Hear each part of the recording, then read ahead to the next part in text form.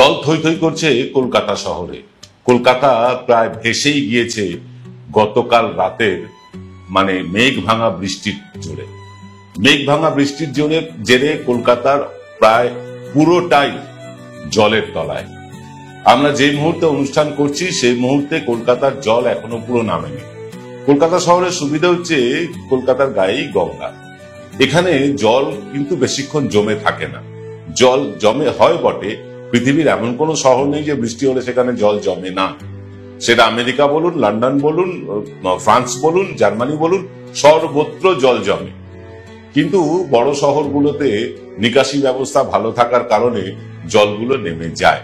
কলকাতাতেও নিকাশি ব্যবস্থা যথেষ্ট ভালো এবং জল ইতিমধ্যে কিন্তু নামতে শুরু করেছে বহু জায়গায়। কিন্তু মাথায় হাত যারা ব্যবসায়ী তাদের পুজোর মুখে এইরকম একটা বিপর্যয় ব্যবসায়ীদের মুখে কিন্তু কালি এনে দিয়েছে। ব্যবসায়ীরা কালো মুখে দোকান খুলে বসে আছেন, জল পেরিয়ে কাস্টমার আসার নাম নেই। মাথায় হাত পড়েছে ডেকোরেটরদের, মাথায় হাত পড়েছে বিজ্ঞাপন এজেন্সিগুলোর, যারা পুজোর সময় পাড়ায় পাড়ায় যে বিজ্ঞাপন দিতেন সেই বিজ্ঞাপনের ব্যানার ছিঁড়ে চৌচির। খুব খারাপ অবস্থা কলকাতার। কলকাতাটা ভালো নেই। আসুন প্রবীর প্লাসের এই 5টার প্রবচনে আমরা কলকাতার জন্য একটু প্রার্থনা করি। আমরা যদি পৃথিবীর বিভিন্ন শহরে বন্যা হলে বা প্রাকৃতিক বিপর্যয় ঘটলে আমরা যেমন তাদের জন্য প্রার্থনা করি, আজকে আসুন আমরা প্রার্থনা করি আমার আপনার প্রাণের শহর কলকাতা যেন দ্রুত সেরে ওঠে, আবার হাসি মুখ ফুটে ওঠে সকলের মুখে।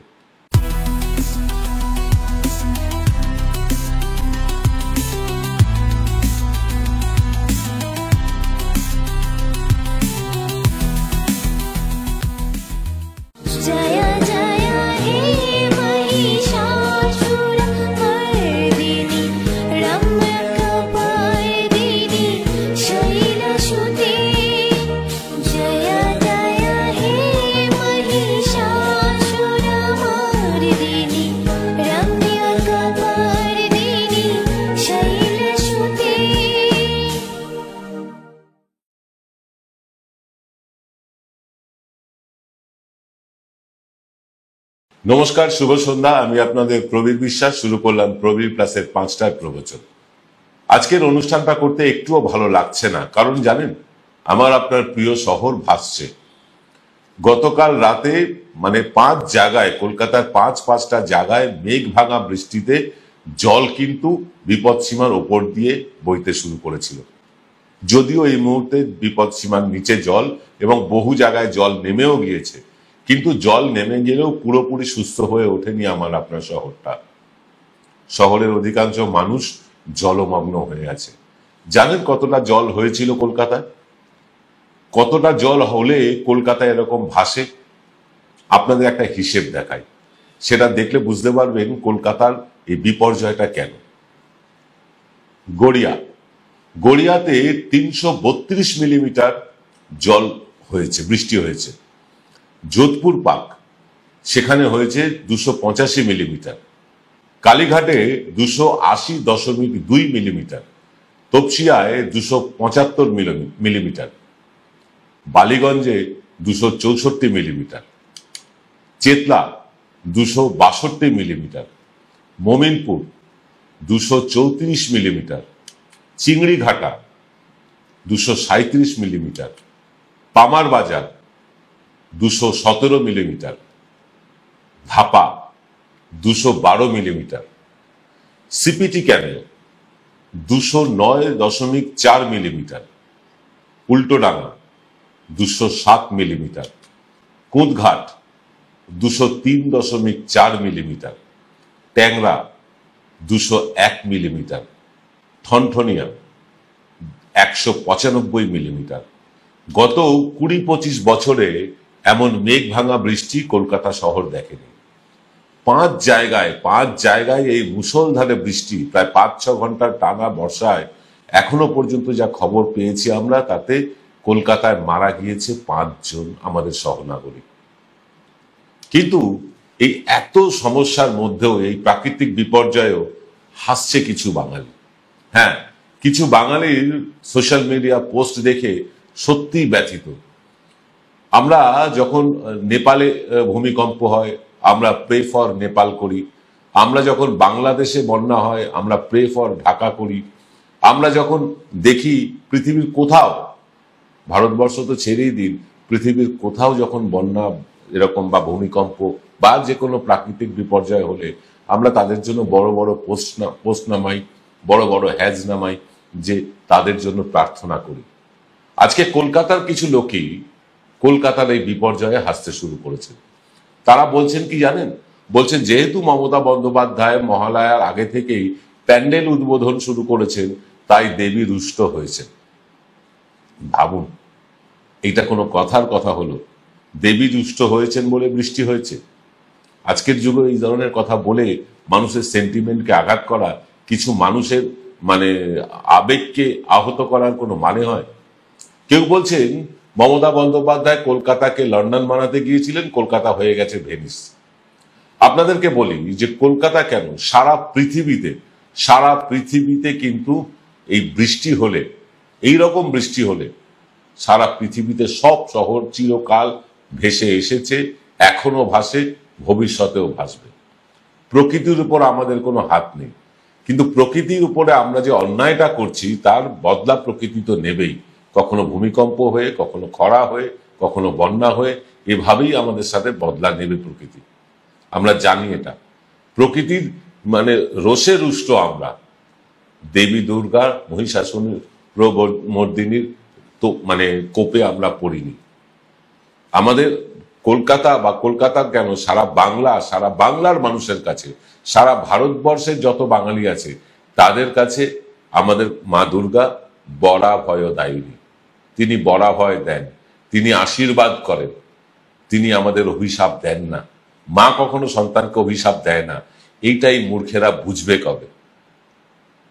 হিন্দু হোক, মুসলিম হোক, সকলেই কিন্তু এই দুর্গাপুজো উপলক্ষে মেতে ওঠে। কয়েকশো কোটি টাকার ব্যবসা হয় এই দুর্গাপুজোকে কেন্দ্র করে।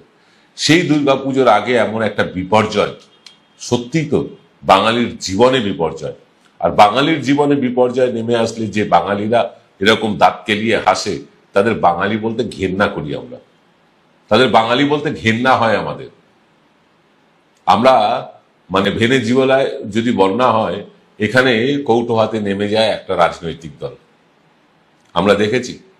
আমরা দেখেছি কিউবাতে কোনো প্রাকৃতিক দুর্যোগ ঘটলে তখন এইখানে লাল কাপড়ে মোড়া বালতি নিয়ে নেমে যায় কিছু লোক টাকা তোলার জন্য, তাদের জন্য প্রার্থনা করার জন্য। ভালো কাজ এটা, সে টাকা কতদূর পৌঁছয় আমরা জানি না, কিন্তু কাজটা ভালো। কিন্তু আজকে কলকাতা যখন এরকম বর্ষায় ভাসছে, বন্যায় ভাসছে, তখন এই সব লোকেরাই খিল্লি করতে নেমে পড়েছে। মহারাষ্ট্র গুরগাঁওতে 100 মিলিলিটার জল হওয়াতেই এই দুটো জায়গা ভেসে গিয়েছে। উত্তরাখণ্ডে, বিহারে বন্যায় হাজার হাজার গবাদি পশু সহ আজও অসংখ্য মানুষ গৃহহীন। মৃতের সংখ্যাটা চেপে যাওয়া হয়েছে অবশ্য। মহারাষ্ট্রে জানা গিয়েছে যে মারা গেছেন 8 জন, কলকাতায় মারা গেছেন 5 জন। আমি কম্পেয়ার করছি না, প্রতিটি মৃত্যুই আমাদের কাছে দুঃখজনক, কিন্তু মারা তো গিয়েছেন কিছু মানুষ। মোটামুটি সারা উত্তর ভারত, পূর্ব ভারত এবং মহারাষ্ট্র প্রায় জলে থই থই করছে। বিজেপি শাসিত রাজ্যগুলো তবু কিছুটা হলেও কেন্দ্রের আর্থিক সাহায্য পেয়েছে, ত্রাণ পেয়েছে, প্যাকেজ পেয়েছে। বাংলার 12 জন সাংসদ আছেন বিজেপির, তারা দিল্লিতে গিয়ে কলকাতার এই প্রাকৃতিক বিপর্যয়ের জন্য আর্থিক প্যাকেজ আদায় করে আনুন না, বাংলার স্বার্থে, বাঙালির স্বার্থে। বাংলার মানুষই তো আপনাদের ভোট দিয়েছে, সেই বাংলার মানুষের জন্য আওয়াজ তুলুন না দিল্লির দরবারে গিয়ে। বিরোধী দলের আওয়াজ ওই অমিত শাহ, নরেন্দ্র মোদীরা শোনেন না আমরা জানি, কিন্তু আপনাদের কথা তো শুনবেন আপনাদের দলের লোক। আপনারা যান না দল বেঁধে, আজকে এক্ষুনি একটা ফ্লাইট ধরুন, দিল্লিতে পৌঁছন, 12 জন মিলে প্রধানমন্ত্রীর সাথে দেখা করতে চান, অর্থমন্ত্রীর সাথে দেখা করতে চান, তাদেরকে গিয়ে বলুন কলকাতার বাঙালিদের কি দুরবস্থা, সেই দুরবস্থার কথা বলে একটা প্যাকেজ নিয়ে আসুন না বাঙালির জন্য। আপনারা তৃণমূলের বিরোধিতা করতে গিয়ে বাঙালির বিরোধিতাটা করবেন না, কারণ এই বাঙালিদের ভোটেই আপনারা জয়ী হয়েছে। তবু আপনারা যাবেন না। আমরা জানি আপনারা এই নিয়ে কোনো দরবার করবেন না, আপনারা তো উল্টোটাই করে এসেছেন। বাঙালির বাড়ির মানে মাথার উপরে যাতে বাড়ির ছাদ না হয় তার জন্য দরবার করেছেন, বাঙালি যাতে জিএসটি না পায় তার জন্য দরবার করেছেন, বাংলার রাস্তা যাতে না হয় তার জন্য দিল্লিতে গিয়ে দরবার করেছেন, বাঙালি নিজের গায়ে গতরে পরিশ্রম করে মাথার ঘাম পায়ে ফেলে 100 দিনের কাজ করেছে, সেই কাজ করা টাকাও আপনারা আটকে দিয়েছেন। আপনারা যাবেন কলকাতার এই বন্যা অবস্থা, এই প্রাকৃতিক বিপর্যয়ে বাঙালির হয়ে কথা বলতে? আমি বিশ্বাস করি না, আমরা বিশ্বাস করি না আপনাদের। তবু যদি যান, কৃতজ্ঞ থাকবো আপনাদের কাছে, কৃতজ্ঞ থাকবো, আপনাদের হয়ে গলা ফাটাবো যে আপনারা বাঙালির স্বার্থে কিছু করলেন। যে শুভেন্দু অধিকারী প্রতিটি ক্ষেত্রে লাফিয়ে ঝাঁপিয়ে পড়েন, বাংলায় কোথাও কিছু হলে, কেউ মারা গেলে তো কোনো কথাই নেই, কোথাও ধর্ষিতা কেউ হলে তার তো কোনো কথাই নেই, সেখানে তো তিনি যাবেনই। আজকে এই বাংলার বিপর্যয়ে, বাঙালির বিপর্যয়ে শুভেন্দু অধিকারী কি ত্রাণ নিয়ে নেমেছেন রাস্তায়? আমরা এখনো পর্যন্ত দেখিনি। যখন অনুষ্ঠানটা করছি সেই মুহূর্ত পর্যন্ত দেখিনি। কারণ এই মানুষগুলো বাংলা বিরোধী, এরা তৃণমূল বিরোধিতা করতে গিয়ে বাংলার বিরোধী হয়ে গেছে, বাঙালির বিরোধী হয়ে গেছে। এরা বাংলার জন্য কথা বলেন না, বাঙালির স্বার্থে কথা বলেন না। এদের বিরোধিতা মমতা বন্দ্যোপাধ্যায়ের সাথে, তৃণমূলের সাথে থাকতেই পারে, রাজনৈতিক বিরোধিতা থাকবেই, কিন্তু তার জন্য বাঙালির স্বার্থে আপনারা একটা কদম এগোবেন না। এটা বাঙালি মেনে নেবে? রাস্তায় নেমেছেন তৃণমূলের লোকজন, রাস্তায় নেমেছেন তাদের সরকার, তারা রাস্তায় নামবেনি। কিন্তু কিছু লোক তো আপনাদেরও ভোট দিয়েছে। আপনারা গলাবাজি করে বলেন না 2 কোটির বেশি ভোট আপনারা পেয়েছেন বাঙালির কাছ থেকে। সেই 2 কোটি মানুষের স্বার্থেও তো নামতে পারেন যারা আপনাদের ভোট দিয়েছেন। কলকাতায় কি শুধু সব ভোট তৃণমূলই পেয়েছে? বিজেপি কি কোনো ভোট পায়নি? বামপন্থীরা কি কোনো ভোট পায়নি? যদি একটা ভোটও পেয়ে থাকে, সেই একটা মানুষের জন্যও তো রাস্তায় নামা উচিত, কিন্তু আপনারা সেটা নামছেন না। আজকে কলকাতা শহর ভাসছে, যন্ত্রণা হচ্ছে আমাদের, কষ্ট হচ্ছে আমাদের প্রিয় শহর এই ঠিক পুজোর আগে লণ্ডভণ্ড হয়ে গেল। আর আপনারা বলছেন দেবী দুর্গার অভিশাপে নাকি এটা হয়েছে। কেন এ ধরনের কথা বলেন? কেন কাটা গায়ে নুনের ছিটে দিয়ে বাঙালির যন্ত্রণা আরো বাড়ান আপনারা? এইটা তৃণমূলের মানে প্রাকৃতিক বিপর্যয়ে তৃণমূলের হাত নেই, এটা আপনারা বুঝুন। এটা প্রাকৃতিক বিপর্যয়, সেখানে তৃণমূল, সিপিএম, বিজেপি এসব করবেন না, হিন্দু মুসলমান করবেন না। এইসবের ঊর্ধ্বে উঠে একটু মানুষ হয়ে বাংলার কাছে থাকুন, বাংলার পাশে থাকুন, এটাই তো আমরা চাইব। কিন্তু আমাদের দুর্ভাগ্য, আমাদের রাজ্যের যারা বিরোধী দলের লোকজন আছেন বা নেতারা আছেন, তারা তৃণমূল বিরোধিতা করতে গিয়ে আমার আপনার মতন আম বাঙালির বিরোধী হয়ে যাচ্ছে। এটা আমরা মেনে নিতে পারছি না, আমরা মানতে চাইছি না। আমরা চাই আপনারা বাংলার স্বার্থে, বাঙালির স্বার্থে অন্তত কিছুটা তো করুন। এই বিপর্যয়ের সময় পাশে তো দাঁড়ান। এই বিপর্যয়ের সময় আপনাদের যারা কেন্দ্রের মানে নেতা মন্ত্রী আছেন তাদের কাছে গিয়ে আবেদন তো করুন যে বাংলা ভাসছে, কলকাতা ভাসছে, এই কলকাতার মানুষের পাশে দাঁড়াতে হবে। কলকাতার মানুষ ট্যাক্স দেয় না, তারা ইনকাম ট্যাক্স দেয় না, তারা জিএসটি দেয় না, তারা এক্সাইজ ডিউটি দেয় না। তাদের জন্য কি কিছুই করণীয় নেই? নাকি যারা শরিক দল আছে, যারা বিজেপির মুখ্যমন্ত্রী আছে, তাদের রাজ্যেই বিপর্যয়ে বিজেপি শুধু পাশে দাঁড়াবে? অসমে যখন বন্যা হয় 2 হাত ভরে টাকা দেয় এই বিজেপি সরকার। কলকাতায় যখন বন্যা হয় তখন হাত গুটিয়ে থাকে কেন তারা? কোথায় যায় তাদের চোখের জল কলকাতার বন্যা হলে? আজকে কলকাতার যা দুরবস্থা সেটা চোখে দেখা যাচ্ছে না। রাস্তাঘাটে গাড়ি চলতে পারছে না, বহু মানুষের বহু ক্ষয়ক্ষতি হয়ে গিয়েছে। বহু বাড়ি, পুরনো শহর, বহু বাড়ির দেওয়াল নড়বড় করছে, যে কোনো সময় ভেঙে পড়বে। বহু গাড়ি জলের তলায় এখনো, তাদের যন্ত্রাংশ শেষ। সেগুলো রিপেয়ারের দায়িত্ব আপনাদের নিতে হবে না, কিন্তু এই জলটা যাতে তাড়াতাড়ি নেমে যায়, যে মানুষগুলো বন্যায় কবলিত হয়ে আছে তাদের কাছে যাতে ত্রাণ পৌঁছয়, সামান্য খাদ্য, বস্ত্র আর কিছু অর্থ যদি তাদের কাছে পৌঁছয়, আপনাদের কেন কষ্ট হবে? বরং আপনাদের তো স্বতঃপ্রণোদিতভাবে এগিয়ে আসা উচিত। আমরা দেখতে পাচ্ছি এরকম কিছু হচ্ছে না। আমরা দেখতে পাচ্ছি এরকম কোনো স্টেপ এখনো পর্যন্ত ভারতীয় জনতা পার্টি বা আমাদের কমিউনিস্ট পার্টিগুলো এখনো পর্যন্ত সেরকম কোনো স্টেপ নেননি। আর এই কারণেই হয়তো আপনারা পশ্চিমবাংলার মানুষের মন থেকে মুছে যাচ্ছেন। কমিউনিস্ট পার্টি তো মুছেই গিয়েছে, একটা সময় এমন আসবে বিজেপিও মুছে যাবে। কারণ আপনারা বাংলার পাশে থাকেন না, বাঙালির পাশে থাকেন না। বাঙালির বিপর্যয়ে আপনারা হাসেন, খিল্লি করেন। মমতা বন্দ্যোপাধ্যায় কেমন টাইট হয়েছে? মমতা বন্দ্যোপাধ্যায় টাইট হননি। মমতা বন্দ্যোপাধ্যায়রা টাইট হন না, টাইট হয় বাঙালি, টাইট হয় বাংলার মানুষ। এই বাংলার মানুষকে টাইট দিয়ে আপনাদের যে কি মানে পৈশাচিক আনন্দ হয়, এটা আমরা কিছুতেই বুঝতে পারি না। সত্যি আমরা বুঝতে পারি না কি পৈশাচিক আনন্দ আপনারা লাভ করেন। সোশ্যাল মিডিয়ার পোস্টগুলো দেখে সত্যিই খারাপ লাগছে। আর প্রশ্ন যাচ্ছে, এরা বাঙালি তো, এরা বাংলার মানুষ তো? আপনার কি মনে হচ্ছে কমেন্ট করে লিখে জানান।